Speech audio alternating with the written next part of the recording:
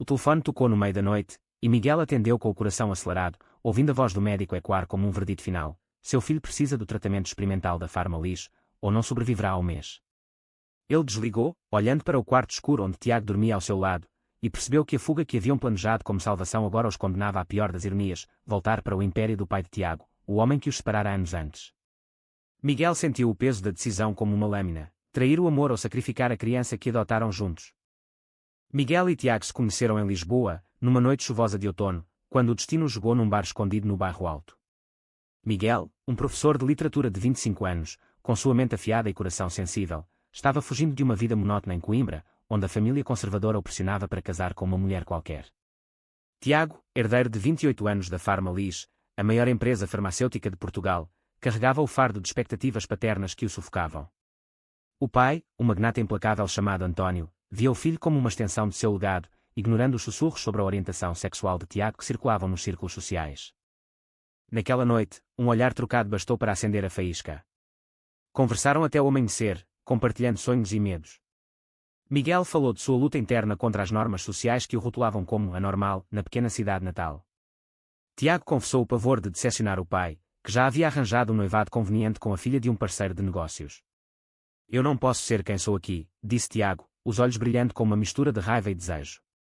Miguel, impulsionado por uma coragem inesperada, respondeu: então vamos ser quem somos juntos, longe disso tudo. Os meses seguintes foram um turbilhão de encontros clandestinos. Eles se viam em apartamentos alugados, passeavam disfarçados pelas ruas de Sintra, onde os castelos antigos pareciam ecoar suas promessas secretas. Mas a pressão crescia. António descobriu mensagens no telefone de Tiago e confrontou-o numa reunião familiar explosiva. Você não vai destruir esta família com suas escolhas desviadas, gritou o pai, ameaçando cortar a herança e expor tudo à imprensa. Tiago, dividido entre lealdade filial e amor verdadeiro, chorou pela primeira vez na frente de Miguel. Eu não aguento mais essa máscara, admitiu.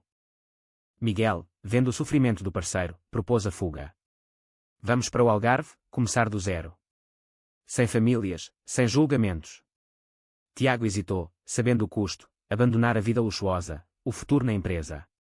Mas o amor venceu. Numa madrugada, eles pegaram um carro e dirigiram para o sul, deixando Lisboa para trás. Chegando em Faro, alugaram uma casa simples à beira-mar, onde pela primeira vez se sentiram livres. Miguel encontrou trabalho como tutor particular, Tiago como barman num café local. A sociedade ao redor ainda sussurrava, mas ali, longe dos olhares da elite, podiam-se abraçar sem medo. A adoção veio como um sonho realizado. Após um ano juntos, eles iniciaram o processo para adotar uma criança órfã de um acidente em Porto. O menino, chamado João, tinha apenas 2 anos, olhos castanhos curiosos e um sorriso que derretia corações. O sistema português, progressista em leis mas conservador em prática, questionou o relacionamento deles. 2 homens criando uma criança. Isso é natural? Perguntou uma assistente social. Miguel defendeu com fervor: amor não tem gênero. Eles venceram, e João se tornou o centro de suas vidas, um símbolo de sua rebelião contra as normas. Mas a felicidade era frágil. João começou a mostrar sintomas estranhos, fadiga constante, febres inexplicáveis. Exames revelaram uma doença rara, uma mutação genética que afetava o sistema imunológico. Os médicos em Faro foram claros: tratamentos convencionais falhavam. A única esperança era um protocolo experimental desenvolvido pela Farmalis, controlado exclusivamente por António. Miguel sentiu o chão se abrir. Como chegamos aqui, pensou, enquanto Tiago, pálido, murmurava: meu pai nunca nos perdoará. A tensão escalou quando Tiago ligou para o pai após anos de silêncio. António atendeu friamente: você sumiu como um covarde. Agora volta rastejando. Tiago implorou pelo remédio, mas o pai condicionou: volte para casa, assuma seu lugar na empresa, e abandone essa vida pecaminosa. Miguel ouviu a conversa, o coração partido. Você não pode ceder, disse ele. Mas Tiago, olhando para João dormindo, sussurrou: pelo nosso filho, eu faria qualquer coisa. O conflito interno de Tiago se aprofundava: lealdade ao amor ou salvação da criança. Miguel passou noites em claro, debatendo consigo mesmo. A sociedade portuguesa, apesar de avanços legais como o casamento gay desde 2010, ainda carregava resquícios de catolicismo conservador. Amigos distantes o julgavam: vocês escolheram isso, agora aguentem. A família de Miguel, ao saber da fuga, o deserdara verbalmente. Você envergonha nossa linhagem, disse a mãe por telefone. Ele se sentia traído por todos os lados, questionando se sua decisão impulsiva não havia sido egoísta. Tiago, por sua vez, lutava contra memórias de infância, o pai rigoroso, a mãe ausente, morta jovem. Eu fui moldado para ser perfeito, confidenciou a Miguel. Agora, a perspectiva de voltar significava trair não só o parceiro, mas a si mesmo. Eles discutiram acaloradamente numa noite de tempestade. Se você voltar, nos perdemos, gritou Miguel. Tiago rebateu, e se João morrer? Isso é amor. A dor era palpável, cada palavra uma ferida. No fim daquela semana, uma carta chegou, convite para uma reunião em Lisboa. António prometia o tratamento, mas exigia que Tiago se casasse com a noiva arranjada para limpar a imagem da família. Miguel leu e sentiu náuseas. É uma armadilha, disse. Tiago assentiu, mas seus olhos traíam dúvida.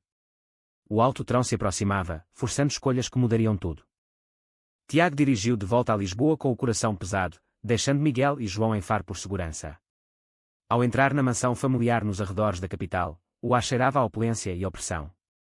António o recebeu no escritório, com um sorriso calculado, bem-vindo de volta, filho pródigo. Mas condições são condições.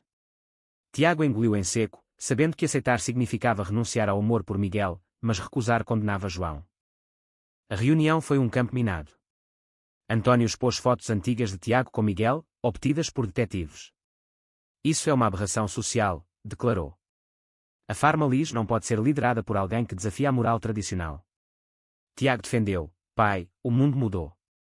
Portugal permite casamentos como o nosso.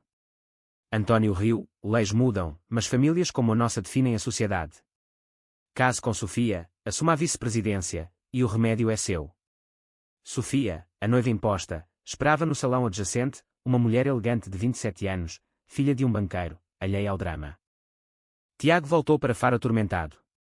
Contou tudo a Miguel, que reagiu com fúria, você considerou isso? Me abandonar por uma mentira.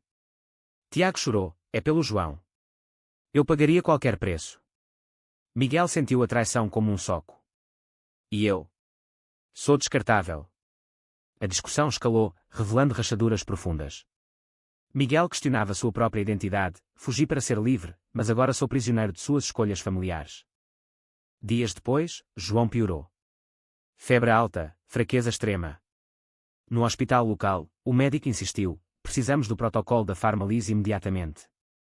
Miguel, desesperado, confrontou Tiago, ligue para seu pai e aceite. Tiago hesitou, mas discou. António atendeu, venha sozinho para assinar os papéis. Tiago partiu novamente, deixando Miguel com o filho doente. Na viagem, memórias o assombravam, o primeiro beijo com Miguel sob as luzes do Tejo, a adoção de João como triunfo contra o mundo. Em Lisboa, Tiago encontrou Sofia. Ela era simpática, mas direta, eu sei do seu segredo. Meu pai me forçou nisso também. Tiago se surpreendeu, então por que aceitar? Sofia suspirou, poder e status. Mas você parece infeliz. Aquela conversa plantou sementes de dúvida. António apresentou o contrato, casamento em 3 meses, divórcio de conveniência após, e o remédio liberado. Tiago assinou, sentindo a alma se partir. Pelo João, repetiu como mantra. De volta a Faro, ele mostrou o documento a Miguel. É temporário, mentiu. Miguel leu e explodiu, você nos traiu. Como vou confiar agora? Tiago implorou, é uma fachada. Vamos sobreviver a isso.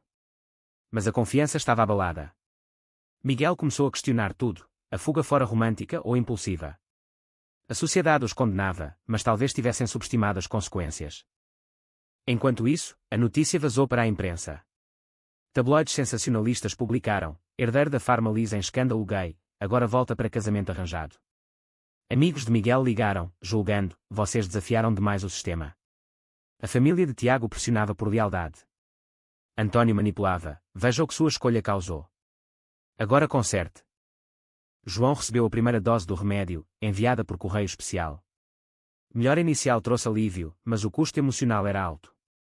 Miguel e Tiago mal se falavam, o lar outrora feliz agora um campo de batalha silencioso. Miguel refletia sobre Mauta Nocé, salvar uma vida valia destruir um amor. Tiago lutava contra a culpa, sabendo que sua decisão salvara o filho, mas ferira o parceiro. Uma noite, Miguel confrontou Tiago novamente, você vai mesmo se casar? Tiago admitiu, sim, mas só no papel.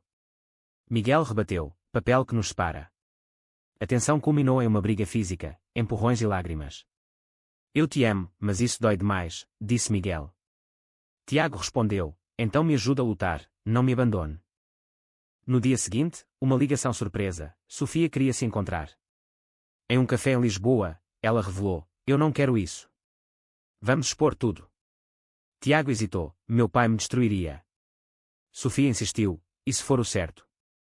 Aquela aliança inesperada acendeu esperança, mas também risco. Tiago voltou para Faro, contando a Miguel. Talvez haja uma saída, disse. Miguel, cético, ou mais uma armadilha. A pressão social aumentava. Vizinhos em Faro sussurravam sobre o casal estranho. A família de Miguel enviou uma carta, volte para casa, abandone essa loucura. Ele rasgou, mas o veneno se infiltrou.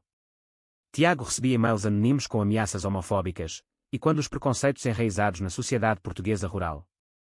João, melhorando, perguntou inocentemente, por que papai Tiago está triste? Aquela pergunta inocente cortou como faca.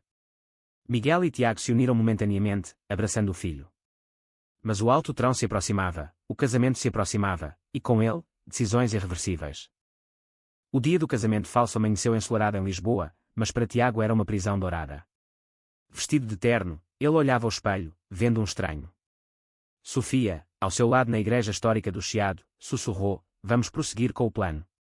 Tiago assentiu, mas o coração batia por Miguel, que esperava em Faro com João, consumido por ciúmes e dor. A cerimônia foi um espetáculo para a elite. António sorria para as câmaras, orgulhoso da redenção do filho. Convidados murmuravam sobre o passado escandaloso. Tiago trocou votos mecânicos, sentindo cada palavra como uma traição. Após, na recepção, António entregou o suprimento completo do remédio, agora você é um homem de verdade. Tiago engoliu a bile, pensando em João. De volta a Faro, Miguel recebeu Tiago com frieza. Como foi beijar outra? Tiago explicou, foi nada. É você que eu amo. Mas Miguel, ferido, rebateu, ações falam mais que palavras. A convivência se tornou tensa, com silêncios longos e discussões explosivas.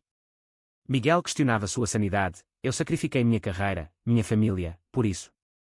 Tiago, culpado, trabalhava remotamente para a Farmalis, odiando cada minuto. João, agora com 4 anos, respondia bem ao tratamento, mas percebia a discórdia. Vocês vão se separar como os pais da Maria na escola? Perguntou um dia. Aquela inocência forçou-os a fingir normalidade, mas o dano era profundo. Miguel começou terapia secreta, lidando com depressão causada por isolamento social. A sociedade nos aceita no papel, mas nos julga no dia a dia, desabafou ao terapeuta. António intensificou a pressão, visitas surpresa, exigindo que Tiago se mudasse para Lisboa permanentemente. Deixe essa vida falsa no sul. Tiago resistia, mas o pai ameaçava cortar o remédio. Você escolhe, família verdadeira ou ilusão? Tiago confrontou, Miguel e João são minha família. António riu, ilusões não duram. Sofia, aliada inesperada, ligou para Tiago, seu pai planeja expor Miguel para forçá-lo a assumir. Tiago alertou Miguel, que enfureceu, veja o que sua covardia causou. Eles planejaram um contra-ataque, revelar a farsa do casamento à imprensa. Mas o risco era alto, perda de herança, escândalo, possível revogação do remédio. A tensão culminou numa viagem familiar a Porto. António insistiu em uma reunião, para unir a família. Lá, confrontos explodiram. António acusou Miguel, você corrompeu meu filho. Miguel rebateu, amor não corrompe, preconceito sim. Tiago defendeu o parceiro, mas António revelou um dossiê, provas de irregularidades na adoção, alegando instabilidade. Posso tirar a criança de vocês. O pânico se instalou. De volta a Faro, Miguel e Tiago discutiram opções. Fugir de novo, sugeriu Miguel. Tiago negou, não, enfrentamos. Mas a dúvida moral os consumia, era certo arriscar João por orgulho. A sociedade os via como ameaça à família tradicional, competições online contra casais gays adotando. Sofia se juntou ao plano, revelando e-mails incriminadores de António manipulando a Farmalis para monopolizar o remédio. Podemos processá-lo, disse. Tiago hesitou, é meu pai. Miguel insistiu, ele nos destruiu. A aliança se formou, mas traições internas surgiram, Tiago escondia conversas com o pai, Miguel considerava fugir sozinho com João. Uma noite, João teve recaída, forçando urgência. No hospital, médicos confirmaram, o remédio é vital. Tiago ligou para António, implorando. O pai condicionou: divorcie Sofia só após herdar, e abandone Miguel. Tiago, em lágrimas, aceitou verbalmente, mas mentiu para Miguel. A mentira pesou, erudindo a confiança. Miguel descobriu a chamada gravada no telefone de Tiago. Confrontação violenta: você me vendeu. Tiago admitiu: foi para salvar João. Miguel, partido, disse: amor não é sacrifício assim. Ele saiu de casa, levando João para um hotel, deixando Tiago sozinho com sua culpa. A separação temporária forçou reflexão. Tiago questionava: eu me tornei como meu pai. Miguel, no hotel, chorava pela perda. A sociedade o julgava, mas o conflito interno era pior: escolhas erradas acumuladas, danos irreparáveis. Miguel voltou para casa após 2 dias, exausto. Não posso criar João sozinho, admitiu. Tiago o abraçou: vamos lutar juntos. Eles contataram um advogado em Lisboa, especializado em direitos LGBT. O plano: processar António por extorsão emocional e discriminação. Sofia testemunharia, expondo o casamento falso. A preparação foi intensa. Reuniões secretas, evidências ocultadas. António, sentindo a ameaça, contra-atacou, cortou o suprimento do remédio por razões logísticas. João piorou novamente, forçando Tiago a implorar. Pai, isso é cruel. António respondeu: aprenda o preço da desobediência. No tribunal, o caso explodiu na mídia. Manchetes: herdeiro gay processa pai magnata, batalha por remédio salva-vidas. Sociedade dividida, apoiadores LGBT marchavam, conservadores protestavam. Miguel testemunhou: nosso amor é real, nossa família válida. Tiago: meu pai usa poder para impor preconceitos. António defendeu: protege o meu legado de escolhas imorais. O juiz, progressista, inclinava-se para eles, mas evidências eram contestadas. Sofia traiu parcialmente, testemunhou, mas omitiu detalhes, pressionada pelo próprio pai. Tiago sentiu a facada, pensava que éramos aliados. A tensão em casa era asfixiante. Miguel e Tiago brigavam por estratégias. Você confia demais nela, acusava Miguel. Tiago rebateu: é nossa única chance. João, sentindo o caos, regrediu emocionalmente, chorando noites inteiras. Quero minha família feliz, suplicava. Uma reviravolta: um whistleblower da Farmalis revelou que o remédio era monopolizado ilegalmente, violando leis europeias. Evidências anônimas chegaram por e-mail. Tiago suspeitou de Sofia, mas ela negou. O advogado usou isso, fortalecendo o caso. António, furioso, deserdou Tiago publicamente: você não é mais meu filho. A vitória parcial veio, o juiz ordenou a liberação do remédio, mas o processo continuaria. João recebeu doses, melhorando. Mas o custo: reputação destruída, amigos perdidos. Miguel questionava: valeu a pena? Tiago, agora desempregado, respondia: pela liberdade, sim. Pós-julgamento, eles se mudaram para uma vila em Cascais, buscando paz. Mas sombras persistiam. António ligava anonimamente, ameaçando: isso não acaba. Sociedade os via como heróis ou vilões, dependendo do lado. Miguel lutava contra a paranoia, Tiago contra a depressão. Uma noite, Miguel confessou: eu quase desisti de nós. Tiago admitiu: eu também. Eles reconstruíram devagar, terapia em casal ajudando. João, resiliente, os unia. Mas maltanéticos permaneciam: até onde ir por amor? António sofreu um infarto, hospitalizado. Tiago visitou, conflituado. Por que nos odia tanto? Perguntou. António, fraco, medo de perder controle. Reconciliação tênue surgiu, mas sem perdão total. A família se reergueu, mas cicatrizes marcavam. Miguel publicou um livro sobre sua jornada, expondo preconceitos sociais. Tiago fundou uma ONG para famílias LGBT. Sociedade mudava devagar, mas sua história inspirava. Com o caso resolvido, Miguel e Tiago finalmente respiraram. João, curado, corria pela praia de Cascais, símbolo de sua vitória. Mas o preço pago ecoava: amizades rompidas, famílias fragmentadas. António, recuperado, manteve distância, mas enviava cheques anônimos, gesto ou remorso. Eles refletiam sobre escolhas. Miguel: nossa fuga foi egoísta. Tiago: necessária para nos encontrarmos. Sociedade portuguesa evoluía, com mais visibilidade LGBT, mas desafios persistiam: bullying em escolas, rejeição em empregos. Uma última confrontação: Sofia visitou, pedindo perdão. Fui covarde. Tiago perdoou, Miguel relutante. Ela revelou, fui eu quem enviou as evidências. Gratidão misturada à amargura. Anos depois, João crescia forte, sabendo sua história. Vocês são heróis, dizia. Mas os pais sabiam a verdade, heróis pagam caro. A vida seguiu, com altos e baixos. Miguel ensinava em Lisboa, Tiago liderava sua ONG. Amor fortalecido pelas provações, mas sempre vigilantes contra preconceitos. No fim, uma pergunta paira: foi certo priorizar o humor individual sobre as normas familiares e sociais, mesmo que custasse tanta dor?